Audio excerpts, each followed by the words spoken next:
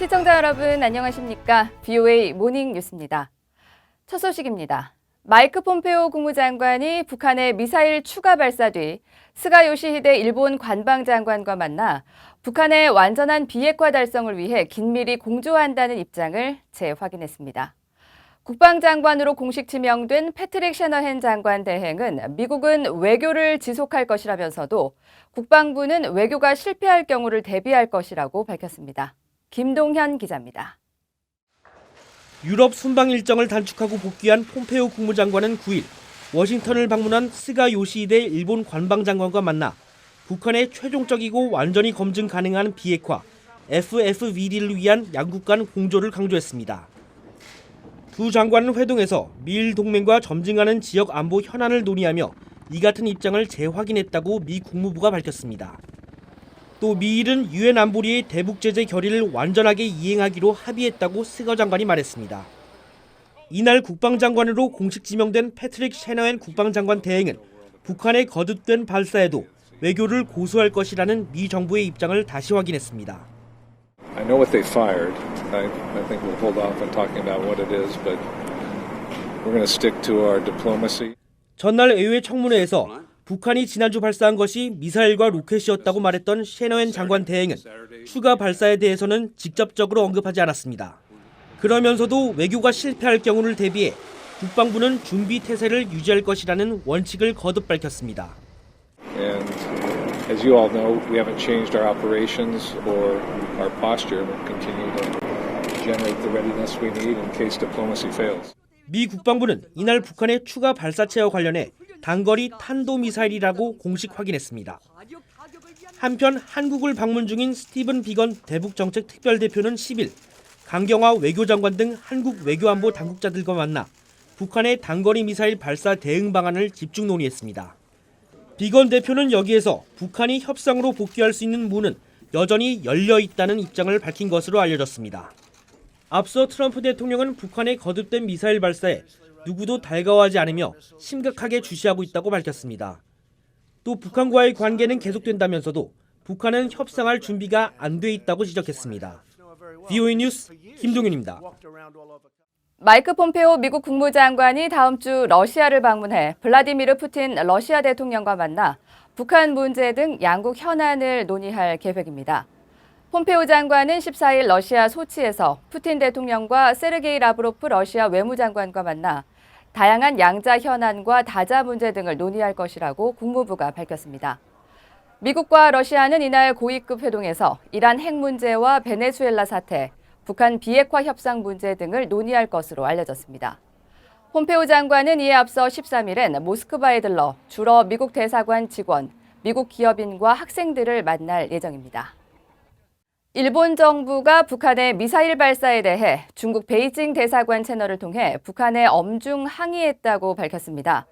노가미 고타로 관방부 장관은 10일 브리핑을 통해 최근 북한의 미사일 발사에 대해 일본 정부는 중국 베이징의 대사관 채널을 통해 북한에 엄중 항의했다면서 일본은 미국을 비롯한 관계국과 긴밀히 연대하면서 유엔 안보리 결의의 완전한 이행을 요구하고 있다고 말했습니다. 한편 중국 외교부의 경수왕 대변인은 현재 한반도 대화 분위기는 어렵게 실현됐고 관련국들의 공동 노력으로 이루어진 것이라며 관련국들이 대화로 문제를 해결한다는 방향을 유지하고 한반도 비핵화와 정치적 문제 해결을 위해 적극적인 노력을 해줄 것을 희망한다고 말했습니다. 미국 전략국제문제연구소 CSIS가 최근 건설된 북한 전략군의 미사일 작전기지 중 하나라며 평안남도 운산군의 유상리 기지를 지목했습니다. 전략국제문제연구소의 빅터차 한국석좌와 조지프 버뮤데즈 연구원은 북한 전문 사이트 분단을 너머에 올린 보고서를 통해 유상리 기지는 평양에서 북동쪽으로 63km 떨어진 곳으로 지원 부대와 함께 여단급 또는 더 큰 규모의 부대를 수용하고 있다고 분석했습니다. 보고서는 특히 유상리 기지와 관련해 북한이 ICBM, 즉 대륙간 탄도미사일을 보관하는 기지일 가능성을 언급하면서도 구체적으로 알려진 것이 없다면서 신중하게 살펴봐야 한다고 설명했습니다. 미국 정부가 불법적 석탄 수출에 활용한 북한 선박 와이즈 어네스트호에 대한 압류 사실을 공개하고 본격적인 몰수 절차에 돌입했습니다. 미국의 북한 선박 압류 첫 사례인데 와이즈 어네스트 호는 북한 내 두 번째 큰 화물선으로 알려져 북한 손실이 불가피할 전망입니다. 함지아 기자입니다. 미 연방검찰이 북한 선박 와이즈 어네스토의 자산 몰수를 위한 소장을 미국 법원에 제출했다고 밝혔습니다. 미 뉴욕 남부 연방검찰은 9일 보도자료를 통해 와이즈 어네스토가 불법적인 북한산 석탄을 운반하는 데 이용되고 북한으로 중장비를 운송했다며 선박의 유지 보수와 개선 작업이 미국 달러로 이뤄졌다고 전했습니다. 와이즈 어네스토는 지난해 4월 북한 남포항에서 실린 석탄 26,500톤, 약 300만 달러어치를 운송하다 같은 달 인도네시아 당국에 의해 억류된 선박입니다. 최근에는 와이즈 어네스토에 실린 북한 석탄이 베트남 선사가 선주로 있는 동탄호로 옮겨져 논란이 되기도 했습니다.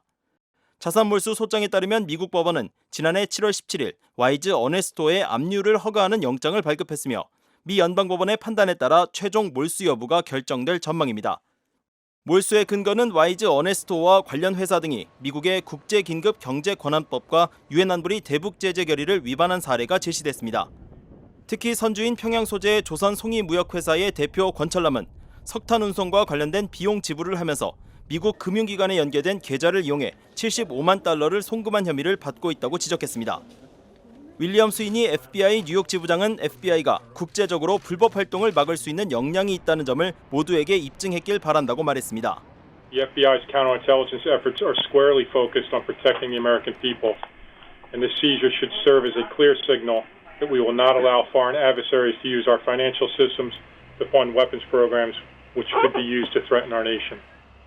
와이즈 어네스토는 북한이 보유한 두 번째로 큰 화물선입니다. 1989년 건조된 노후 선박이지만 크기가 상당해 고철값으로만 미화 300만 달러에 달할 것으로 전해졌습니다. 미 법무부는 와이즈 어네스토가 현재 미국령 사모아 섬으로 이동 중이라고 밝혔습니다. 비핵화 협상 교착 상황을 만들고 있는 북한이 어떤 반응을 보일지 주목됩니다. BOA 뉴스 함지아입니다.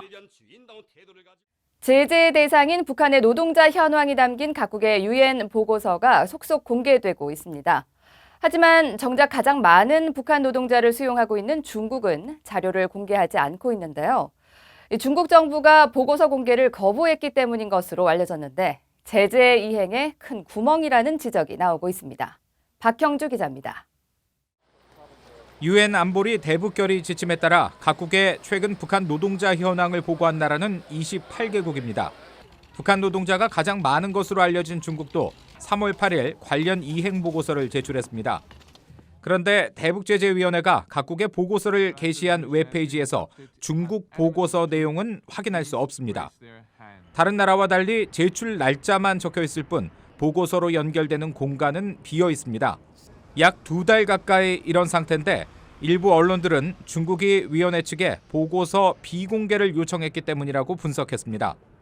지난 2017년 12월에 유엔 안보리는 올해 말까지 북한 노동자를 모두 송환하도록 결의하면서 이행 여부 점검 차원에서 올해 3월까지 중간 보고서를 제출하도록 했습니다. 그러나 중국의 보고서가 일반에 공개되지 않으면서 이 같은 안보리 취지가 무색해졌다는 지적이 나옵니다. Huge hole in the data makes the whole data the whole exercise in terms of publishing the data in the report. In that case, then why issue the whole report? 다만 중국에는 국경 지역을 중심으로 정식 허가를 받지 않은 북한 출신 노동자가 많아 공식 집계가 어렵다고 브라운 교수는 말했습니다. 중국 다음으로 북한 노동자가 많은 러시아는 3만여 명이던 북한 노동자가 최근 11,490명으로 줄었다고 보고했습니다. 이런 가운데 미국 내 일부 전문가들은 최근 중국과 러시아에 북한 노동자들이 다시 파견된 사례들이 있다고 지적했습니다. BOA 뉴스 박형주입니다. 한국통일부는 10일 북한의 식량 사정이 매우 심각한 상황에서 북한 주민에 대한 동포애와 인도주의적 차원의 식량 지원이 필요하다는 정부의 입장에는 변함이 없다고 말했습니다. 다만 국민적인 공감과 지지가 필요한 만큼 국민들의 의견을 충분히 수렴해 추진해 나갈 계획이라고 통일부는 설명했습니다. 이날 김현철 통일부 장관은 스티븐 비건 국무부 대북정책 특별대표와 만나 북한에 대한 한국 정부의 식량 지원 방침에 대해 논의한 것으로 알려졌습니다. 이상으로 BOA 모닝뉴스를 마칩니다. 시청해주신 여러분 고맙습니다.